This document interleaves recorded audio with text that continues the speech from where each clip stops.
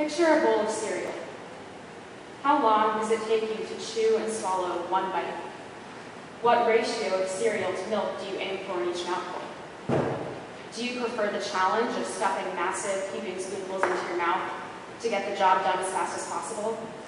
Or do you find that you can't fully appreciate the texture and taste unless you savor only a few flakes at a time? I sometimes forget to think critically about the way I eat my cereal. While at Penn, I shuffle around campus in my sleep-deprived, greasy-haired state, barely able to make it to most classes on time, let alone take a moment to pay close attention to how I'm walking, how I'm folding my laundry, or how I'm eating my cereal.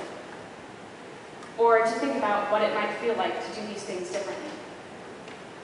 But when I go home to visit my family in rural Virginia, I do nothing but pay attention. There, cereal plays an integral role in my daily life. More specifically, helping my 25-year-old brother, Caleb, eat his cereal. Caleb has severe autism. He is nonverbal, so he cannot explain to me, my mom, or my siblings what he is thinking, feeling, or experiencing. Living with him is a constant guessing game. One moment intriguing and exciting, and the next confusing and downright frustrating. To an extent, Caleb is the textbook definition of autism. He often paces or bobs back and forth. He likes to fixate on specific objects, like my mom's purse. He'll tap it, walk 5 or 6 steps away, come back and tap it again, and repeat this movement over and over with unbreakable concentration. And while he goes through these idiosyncratic routines, he often appears completely indifferent to and even unaware of his family around him. If I say his name and try to engage his attention by making eye contact, he often avoids my gaze and goes about his pacing unperturbed. During moments like this, any attempt at connecting with my brother feels futile and destined toward disappointment. But at the same time, scientific classifications are, in Caleb's case, overly simplistic and reductive. As much as Caleb is the textbook definition of not only autism, but severe autism, he simultaneously transcends an objective diagnostic label in his uniqueness, unpredictability, and rare moments of emotional connection. And there is no time during which I feel a more focused connection with Caleb than during breakfast. To say the least, breakfast with Caleb is never boring. Every morning I pour him a large bowl of cereal, usually Honey Bunches of Oats or Cheerios. Sometimes I pour milk into his bowl, put the milk back in the fridge, hand him his spoon, and he starts eating right away. Other times, even if I fill his bowl to the brim with milk, Caleb runs back to the fridge, opens the door, and points to the milk, presumably indicating that he wants to see me pour it again. I have to dump out the milk that I've already poured into the bowl and refill it. I don't know why he does this on certain days rather than others. Perhaps unknowingly, I've poured the milk in differently than I normally do, by targeting a different portion of the bowl or by screwing the cap on and off with my left hand instead of right, and this change has disrupted his preferred milk routine. Caleb might take anywhere between 10 minutes and 2 hours to finish his cereal. More often, it's the latter. Sometimes, the second after we both sit down, he stands back up again and looks insistently into my eyes, as if he's waiting for me to do something or trying to tell me something important. No matter how hard I try to get him to sit down and eat his increasingly soggy cereal, he'll resist my attempts, shaking his head, as if by trying to force him to conform to a normal breakfast routine, I'm messing up some routine of his own that I am not privy to. On days when he does stay in his chair, he sometimes refuses to eat at all, or eats so slowly that it's almost imperceptible. He alternates between looking at me and laughing contentedly, and looking at his cereal, fixating on one flake at a time in repetitive circles, as if he's more interested in the act of poking, prodding, and scooping the cereal piece by piece as a kind of game than in eating the food itself. In the meantime, the cereal becomes a pile of mush as it soaks into the milk. If I grab his spoon and coax him into eating a full-sized spoonful, he chews and swallows it distractedly and then goes back to his deliberate piece-by-piece examination. And then there are days when Caleb seems hungry and eager to eat, but acts as if he's literally forgotten how. He will press his spoon against his cereal again and again, presumably trying to scoop up a bite, but his hand trembles and weakens as if he is losing motor control or the spoon's too heavy. So I spoon feed him, placing bite after bite into my older brother's mouth. While breakfast with Caleb can be tedious and frustrating, it is also the optimal time in which I can bond with him to the extent that bonding is possible.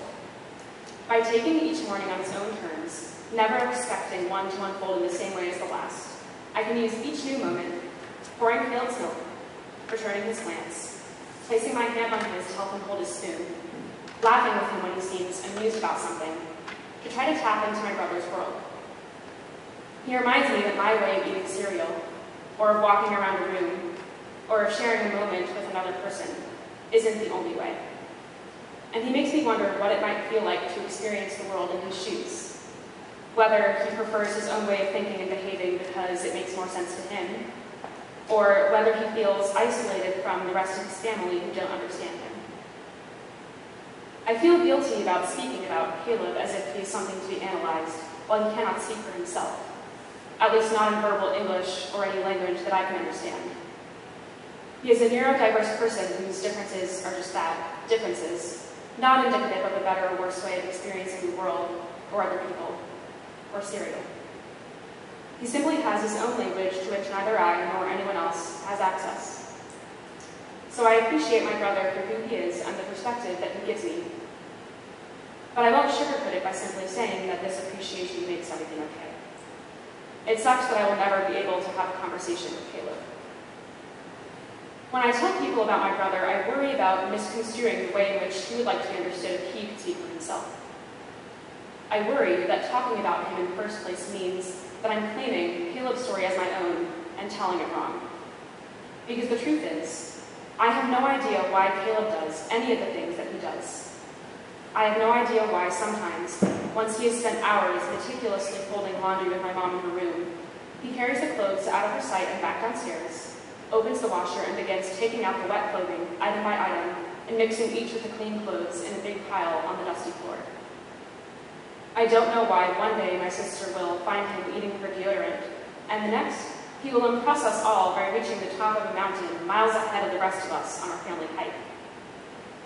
I don't know why sometimes he seems completely engrossed in trying to bond with me, laughing as he bobs back and forth and nods, never once breaking eye contact. Yet other times he might go into an impulsive rage, punching walls, other people close by, or his own head, as if he isn't trying to hurt anyone but simply has no other way to express his emotions and doesn't understand his capacity to hurt people, including himself. In other words, any thoughtful reflection and analysis of my relationship with Caleb feels incorrect, incomplete, or incorrect. But I've come to realize that this is precisely what makes Caleb's story my story too. Because as much as I would like to know what is going on in Caleb's mind, I don't. And I never will. And this in itself is a story. It's possible that when Caleb gets up from the breakfast table and stares at me rather than touching the cereal, he isn't trying to tell me anything at all, but instead simply like standing in a specific spot next to the table and I happen to be in his line of vision. But since I'll never know the true reason behind this or any of his other behaviors, I will inevitably keep guessing and constructing my own meaning that makes me feel closer to him and helps me make sense of a confusing, irresolvable situation. Ultimately, the story of my relationship with Caleb is a narrative about what to do when there is no narrative. There is no point A to point B, cause and effect, clear-cut way to understand virtually any of our interactions. Just as Caleb literally has no language in the traditional sense of the word, there is no language to describe the experience of loving someone whose own experience of the world is as opaque to you as a drawn shade. There is nothing that I can do but strive toward accepting both my relationship with Caleb and my own process of meaning-making, no matter how silly or off the mark it feels, because it's all I have to work with. And when away from home at Penn, I can try to take a step back from the immediate stress of schoolwork and remember to stop and reflect on why I eat my cereal the way that I do and how it might feel to eat it piece by piece instead.